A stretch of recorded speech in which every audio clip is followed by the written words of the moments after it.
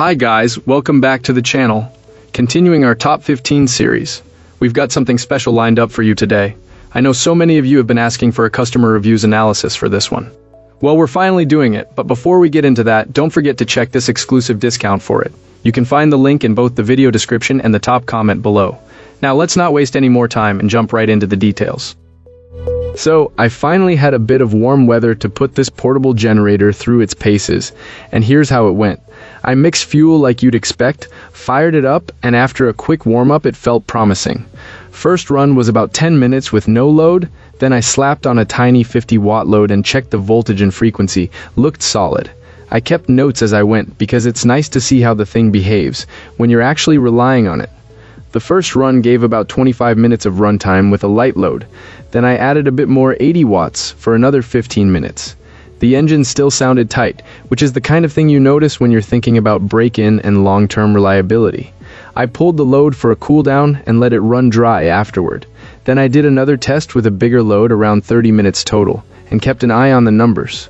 All of this was with the idea of not just does it start, but how does it hold up under common chores you'd actually use it for at home or away from home. From a newer update I read later, there was a test with a 5-minute warm-up before a hefty load, about 500 watts from a heater, and the runtime was roughly 30 minutes with voltage and frequency, staying in a good range. The bottom line here is that it behaves differently as it warms up, but it does not seem to stall when you ask it to step up.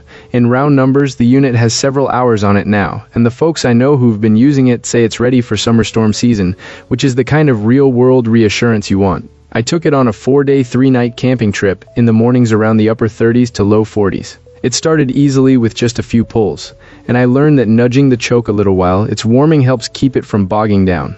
We ran 50 feet of LED lights at night with no stress, and I even brewed coffee with a larger Keurig in the morning. The Keurig was a touch touchy when the generator was still cold. If I didn't stay on the choke just enough, it would pause the heater for a moment. Once everything warmed up though, it settled in gas. Gas consumption was surprisingly modest. We probably used about a gallon all weekend with the lights on most nights and the coffee maker steaming in the morning. It is a little on the noisy side, which is par for the course for this size unit, but it sits in a camp setting where a louder neighbor's generator is just as likely to be heard. Pros feel straightforward. Pricing is fair for what you get. It's easy on gas. It gets the job done for light camping and small tasks, and it's small enough to move around easily. Cons are real too. It's noisy, a power strip, or multiple USB devices don't play nicely with it, and it only has one outlet.